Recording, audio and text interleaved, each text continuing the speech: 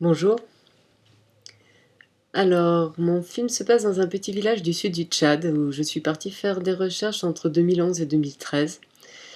Nous étions une équipe de 3 chercheurs avec pour rôle de documenter une langue dite en danger et les pratiques culturelles qui entourent cette langue. En l'occurrence, il s'agit d'une toute petite langue puisqu'elle est parlée dans 2 villages par 700 personnes. Quelques jours avant mon départ, je me suis retrouvée dans une fête avec pas mal de jeunes très engagés sur les questions d'écologie. Et bien sûr, j'ai commencé à leur raconter ce que j'allais faire.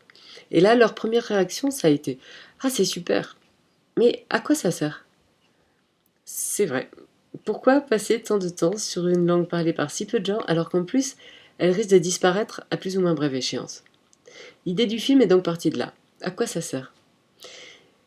Mais arrivé au Tchad, la situation était encore plus surprenante que je ne l'avais imaginé, car dans la région où nous étions, il n'est pas rare de rencontrer des personnes qui parlent entre 6 et 7 langues.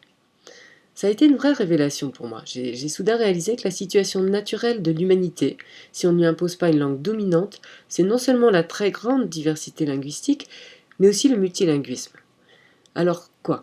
La perte de biodiversité, ça touche tout le monde, mais la perte de diversité culturelle, bizarrement, on en parle beaucoup moins, et on en perçoit encore moins les enjeux ou la gravité.